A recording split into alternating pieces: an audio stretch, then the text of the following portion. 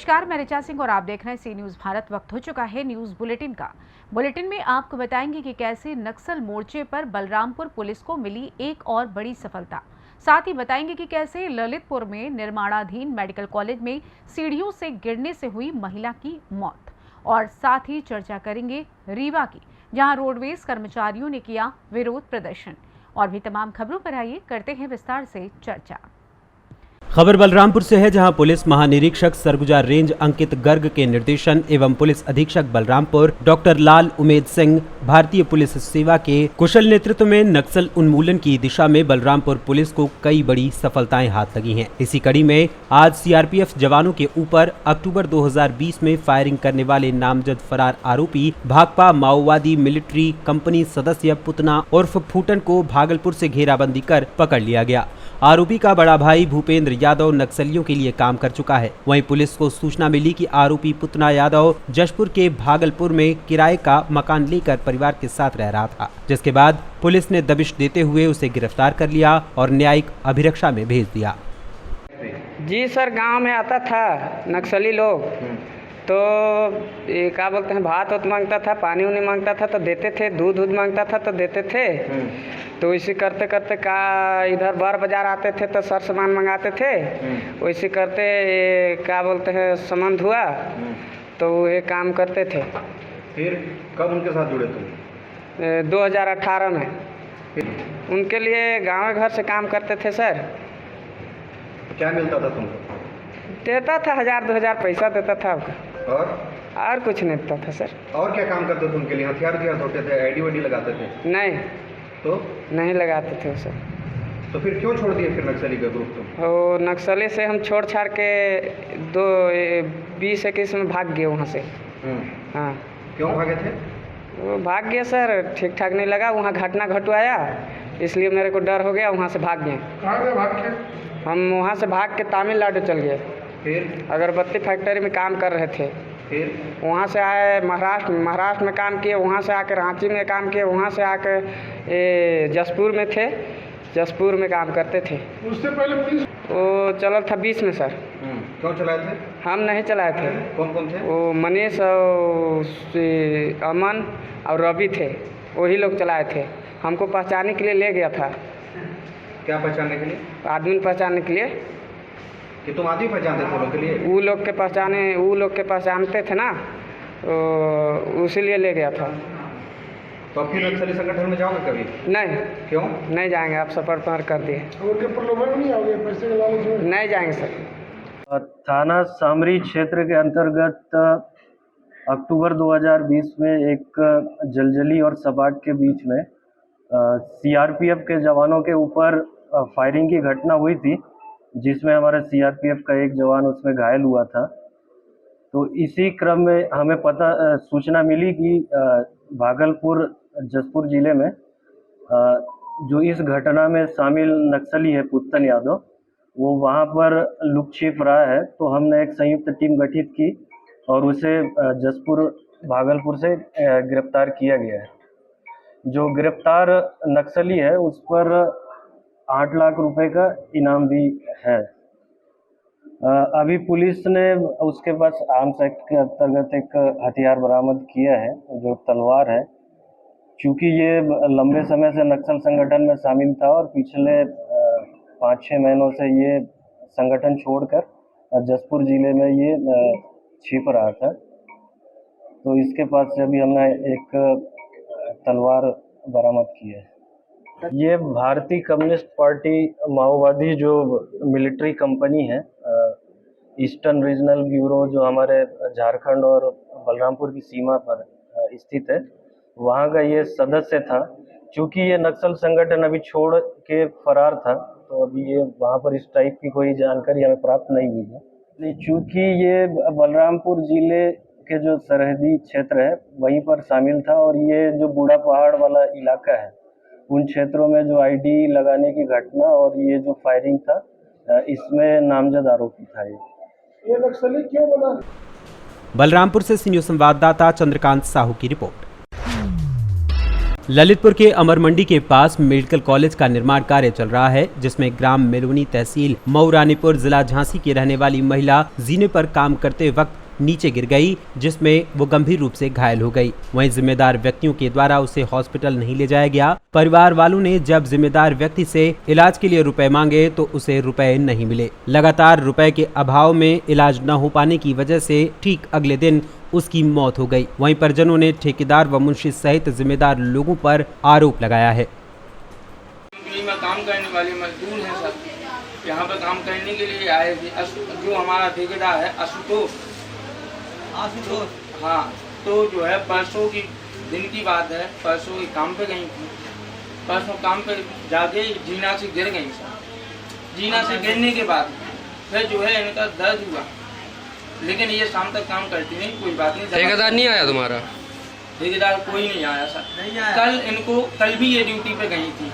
कल इनको थोड़ा सा दर्द हुआ, हमने ठेकेदार के मुंशी से ये कहा कि भाई हमको कुछ पैसे दे दो, हमारे पास पैसे नहीं है, हम इनका इलाज करा लाएँ जाके। उसने एक पैसा नहीं दिया सर। जो हमारे पास 100-200 रुपये पड़े थे, हम जाके ललितपुर में इलाज करवाया। जो यहाँ का डॉक्टर है अक्षय चढ़ैया। अच्छा, मेडिकल कॉलेज के जो अधिकारी हैं उन्होंने कुछ नहीं किया? सर मेडिकल कॉलेज इमरजेंसी में गए थे सर, उन्होंने जांच भी की थी, लेकिन वो बोल रहे थे कि कहीं और ले जाओ जाके। और यहाँ की पुलिस नहीं आई अभी? नहीं सर, अभी यहाँ पे पुलिस कोई नहीं आई है। आपने पुलिस को सूचना दी? हाँ, पुलिस को सूचना दी है सर। ललितपुर से सी न्यूज़ संवाददाता विकास सोनी की रिपोर्ट। महाराजगंज जनपद के कुल्हुई में स्थित श्रीराम परमहंस बालिका इंटर कॉलेज में सीमा जागरण मंच के तत्वावधान में श्रीराम सिंह व उमाकांत मिश्र के नेतृत्व में सीमा दर्शन साइकिल यात्रा को हरी झंडी दिखाकर रवाना किया गया, जिसमें स्कूली बच्चे कुल्हुई से जोगियाबारी एसएसबी कैंप पहुंचे, जहां एसएसबी प्रभारी निरीक्षक संदीप सिंह व राजाराम यादव द्वारा बच्चों का स्वागत किया गया। फिर स्कूली बच्चे नौतनवा एसएसबी कैंप मुख्यालय के लिए रवाना हुए। इस संबंध में सीमा जागरण मंच के पदाधिकारी श्रीराम सिंह ने बताया कि सीमा का दर्शन कार्यक्रम राष्ट्र प्रेम की भावना को जागृत करता है। ऐसे में नई पीढ़ी के बच्चों को इसके बारे में विस्तार से जानकारी दी गई और आम जनमानस को भी राष्ट्र प्रेम की भावना को लेकर जागरूक किया गया। इस मौके पर सूर्यवीर सिंह, मधुर सिंह, प्रदीप पांडे, डॉक्टर राजकुमार, हेड कांस्टेबल धीरेन्द्र यादव सहित पुलिस व एसएसबी की संयुक्त टीम मौजूद रही। आज स्कूली बच्चों द्वारा किस प्रकार की साइकिल यात्रा निकाली गई? हम सीमा जागरण मंच के कार्यकर्ता हैं। इसका एक आयाम तो अनेक हैं, लेकिन एक आयाम यह भी है कि स्कूली बच्चों में ही नहीं बल्कि अन्य नागरिकों को भी जो सीमा से दूर के रहने वाले हैं उनको अपने देश की सीमाओं का भौगोलिक अध्ययन कराया जाए। छोटी छोटी यात्राएं आयोजित की जाएं, जिनमें वो बच्चे या अन्य नागरिक भी सीमाओं पर जाकर सीमाओं का दर्शन करें। सीमा का दर्शन भी एक पुनीत कार्य है और राष्ट्र प्रेम की भावना को जागृत करने वाला एक प्रमुख तत्व है। जब हम अपनी सीमा पर जाते हैं तो हमारा चिंतन निश्चित रूप से राष्ट्र की तरफ होने लगता है। तो इस राष्ट्र प्रेम की भावना को जागृत करने के लिए ही सीमा दर्शन कार्यक्रम आयोजित किया जाता है। बच्चे तथा अन्य लोग भी इसमें प्रतिभाग करते हैं। ये बच्चे जो साइकिल यात्रा निकालें, कहाँ से निकालें और इसका समापन कहाँ से होगा? ये कुल्ही चौराहे से यात्रा प्रारंभ की गई है और ये नौतनवा नगर के बाहर जो शहीद स्मारक है, यात्रा वहाँ जाके समाप्त होगी। क्या संदेश देना चाहते हैं इस यात्रा से लोगों को? अब हमारी इस यात्रा का उद्देश्य सीमा के लोगों में राष्ट्र के प्रति चेतना जागृत करना, राष्ट्र प्रेम की भावना जागृत करना, उनकी समस्याओं को निकट से जानना और उसके समाधान के लिए कोई न कोई रास्ता प्रस्तुत करना इस यात्रा का उद्देश्य है। महाराजगंज से रोहित कनौजिया के साथ सी न्यूज़ संवाददाता अंगद शर्मा की रिपोर्ट। खबर यूपी के जनपद रायबरेली से है, जहां पर नाग पंचमी के अवसर पर लगने वाले विशाल मेले की सुरक्षा व्यवस्था का जिलाधिकारी माला श्रीवास्तव और पुलिस कप्तान आलोक प्रियदर्शी ने जायजा लिया। आस्तिक बाबा मंदिर में लगने वाला ये विशाल मेला है, जो कि हरचंदपुर थाना क्षेत्र में लगता है। इस मंदिर में लोगों की इतनी आस्था है कि अगर किसी व्यक्ति को सांप ने काटा है और वो समय पर मंदिर पहुंच जाता है तो उसका जीवन सुरक्षित हो जाता है। इसी आस्था और विश्वास के साथ लोग सैकड़ों किलोमीटर दूर से नाग पंचमी के अवसर पर मंदिर में दर्शन करने के लिए आते हैं। का जो आगामी पर्व है उसके पूर्व यहाँ पे एक दिन पूर्व यहाँ मेला लगता है आस्तिक बाबा मंदिर पे, और ये महत्वपूर्ण स्थल है जिसमें काफ़ी लोग नज़दीक के क्षेत्रों से और अन्य जनपदों से भी यहाँ पर आते हैं। तो उसको देखते हुए हमने और कप्तान साहब ने यहाँ पे निरीक्षण किया है, जो व्यवस्थाएं हैं उसको देखा है और आवश्यक निर्देश हमने संबंधित अधिकारियों को दिए हैं ताकि सुरक्षित और अच्छे वातावरण में ये अच्छे से संपन्न हो जाए मेला। और यहाँ पे साफ़ सफाई के लिए शौचालय के क्रियाशील होने की स्थिति और महिलाओं के चेंजिंग रूम की जो व्यवस्था है, घाट पे जो सुरक्षात्मक प्रबंध हैं और पब्लिक अनाउंसमेंट सिस्टम है, इन सब चीज़ों को देखा है। मेला कमेटी के जो सम्मानित सदस्यगण हैं उनसे भी हम लोगों का संवाद हुआ है, तो सभी अच्छी व्यवस्थाएं कराकर अच्छे से ये संपन्न कराया जाएगा, किसी को कोई दिक्कत नहीं होने दी जाएगी। लेकिन इसके साथ ही हम आपके माध्यम से ये अपील भी करना चाहेंगे कि लोग जो यहाँ आते हैं वो सुरक्षित वाहनों का प्रयोग करें, ट्रांसपोर्ट मीन्स के लिए वो ट्रैक्टर्स का प्रयोग ना करें क्योंकि वो अक्सर असुरक्षित होता है और वो इस काम के लिए नहीं है। लेकिन जो प्रतिबंधित वाहन नहीं है उसके अलावा सुरक्षित माध्यम से लोग यहाँ पहुँचें और अपना मेला में प्रतिभाग करें। सर क्या नाम है आपका?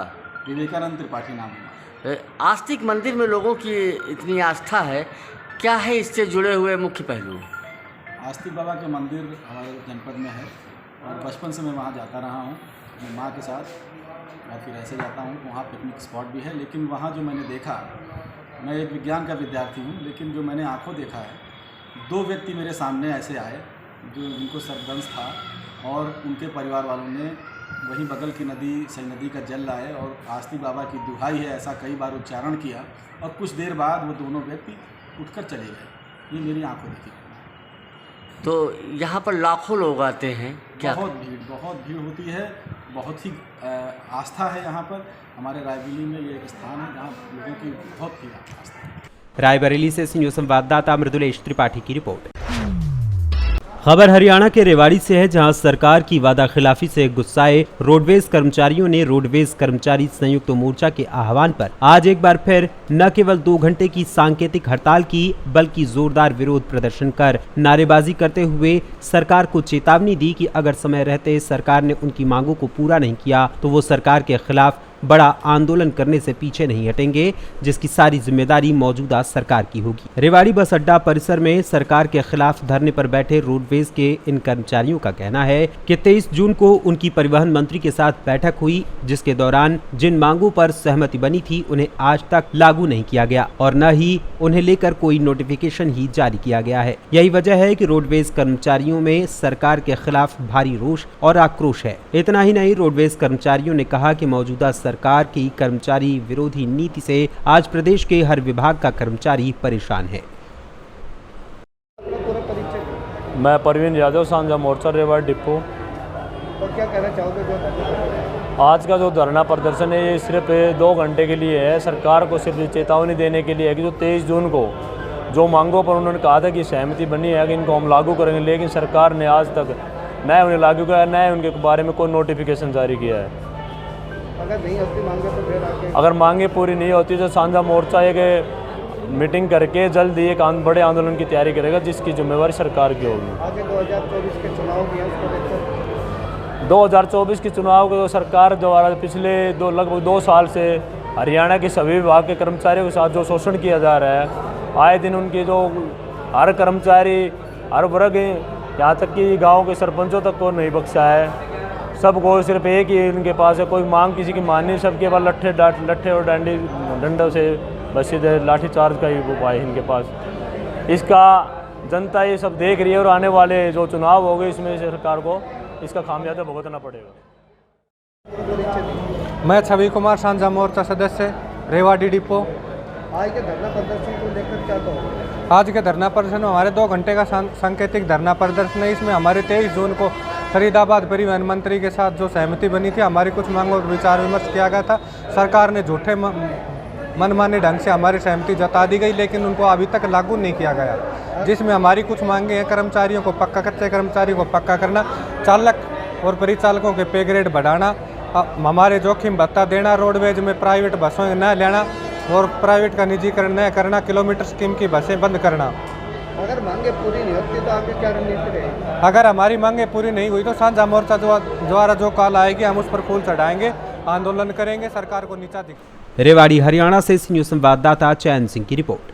फिलहाल न्यूज बुलेटिन में बस इतना ही। देश दुनिया की तमाम खबरों की जानकारी के लिए आप देखते रहें सी न्यूज भारत।